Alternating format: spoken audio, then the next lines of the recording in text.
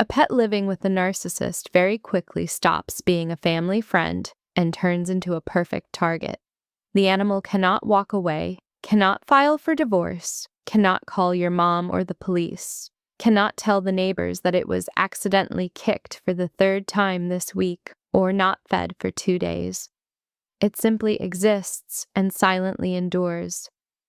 While the narcissist gets a convenient object for their cruelty, anger, and need for control.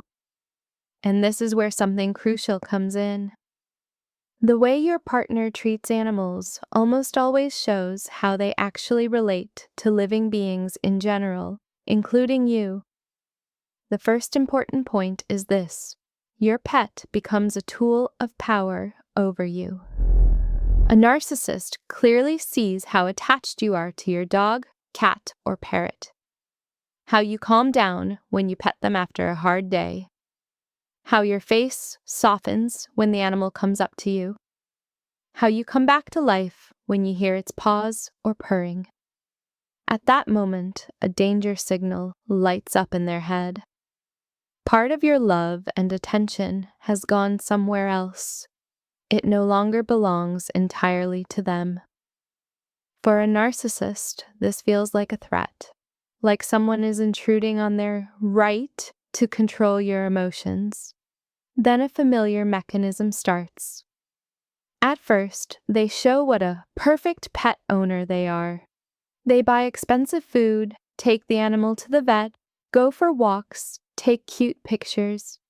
You look at that and think, finally, a person who shares your love for this pet. But as soon as something else important appears in your life, a baby, a new job, studies, friends, their attitude towards the animal begins to change. Suddenly, the pet gets underfoot, stinks, distracts from work, takes too much time, and all of that is said with growing irritation. Soon they start accidentally stepping on the dog's paw, forgetting to close the balcony door, forgetting to feed the cat for the 3rd day in a row, even though they themselves eat regularly. They explain it with stress, tiredness, being absent-minded, but deep down you feel uneasy because just recently everything was fine, and now these accidents repeat. You try to protect the animal and suddenly find yourself in the middle of a fight. You love this mutt more than me. You always take the cat's side. I'm nobody here.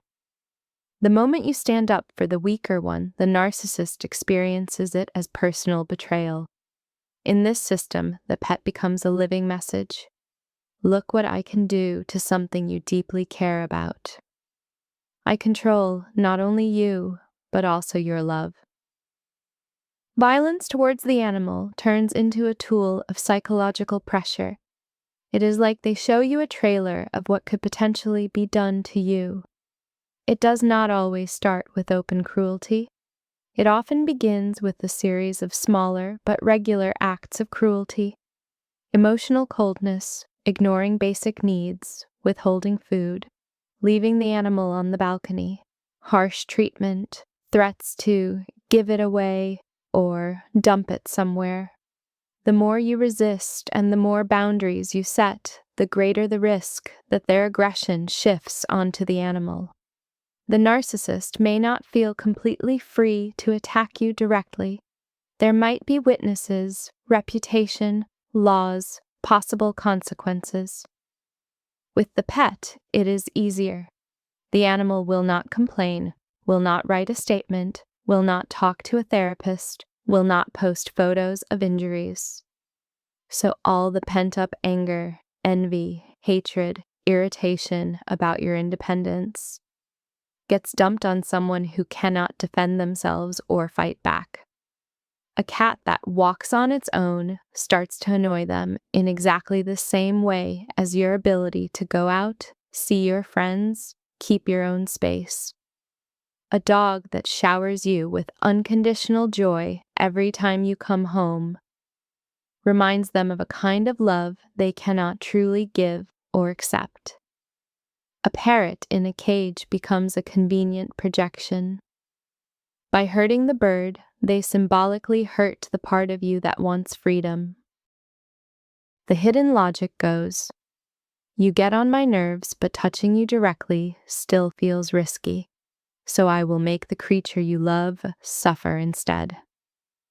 At the same time, the narcissist continues to carefully study your weak spots. If you are a rescuer type, if you cry over animal videos, support shelters, worry about every stray kitten, this becomes a clear signal. Here is a place where pressure will work. They might start mocking your empathy, belittling your care for animals, and later use it as leverage, threatening to put the dog down, throw the cat out, give the parrot away, playing with your fear of losing the animal and with your guilt. There is also another scenario. The narcissist presents themselves as a hero savior.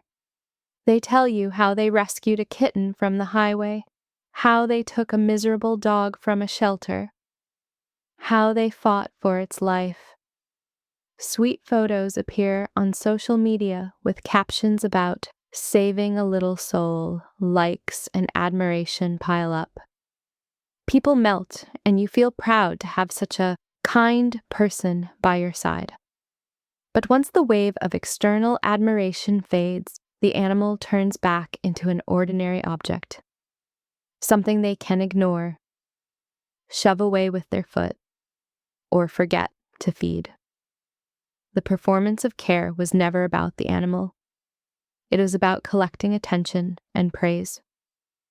From there to violence against a partner, there is just one step. Abuse of a pet often becomes the first stage toward more direct violence in the relationship.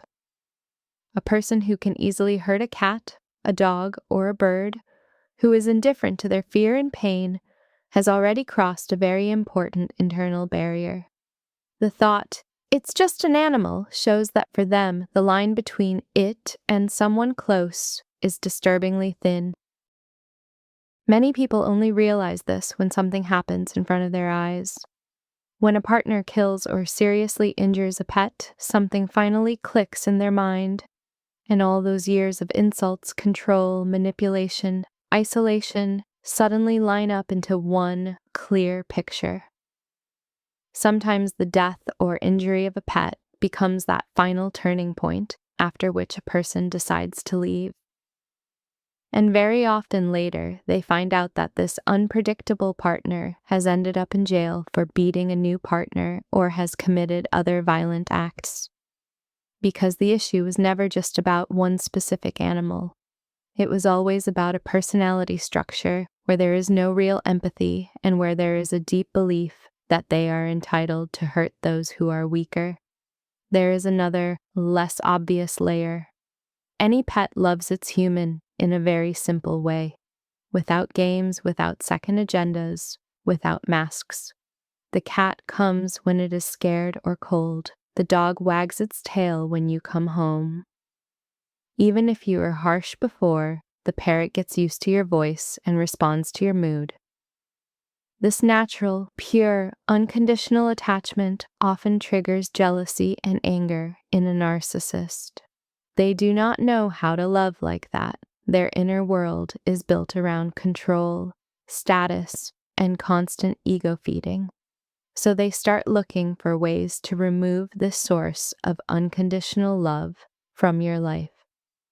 At first through complaints and nitpicking, then through manipulation, and finally through ultimatums.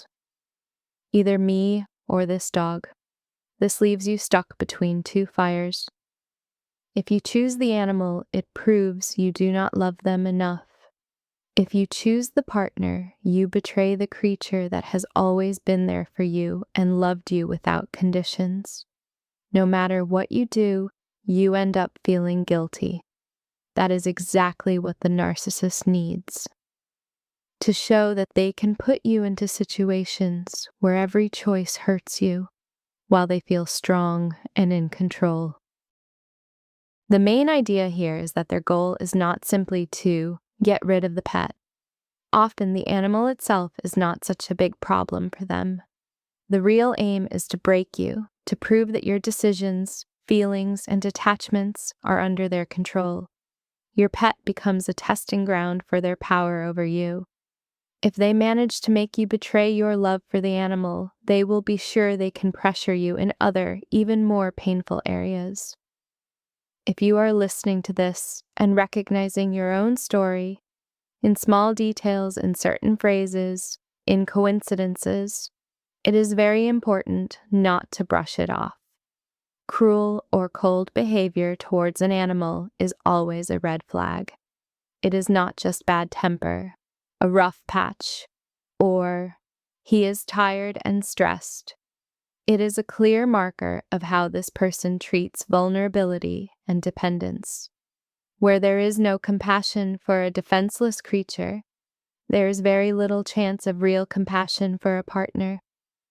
And the core question here is not, could he behave differently with me? But rather, how long can I keep explaining this away and ignoring what is happening to someone who fully relies on both of us? How a person behaves with animals shows their real face, the one they usually hide behind their masks. As soon as they feel they have power and no consequences, their true nature comes out. A person who is able to hurt an animal will, in most cases, sooner or later, hurt their partner too. The question is usually not if, but when. And if you already see this dynamic in your life, if your partner threatens your pet, scares you with the possibility of losing it, treats it harshly or cynically ignores its suffering, this is a signal you cannot afford to ignore. If this conversation resonated with you, if you recognized yourself or your past relationships, you can share this video. Write in the comments what you have seen or been through, and maybe help someone else notice these warning signs earlier. Subscribe to the channel so you do not miss new breakdowns of narcissistic dynamics, and hit the like button if this topic was important for you. It is a simple way to support me and to show that these conversations matter.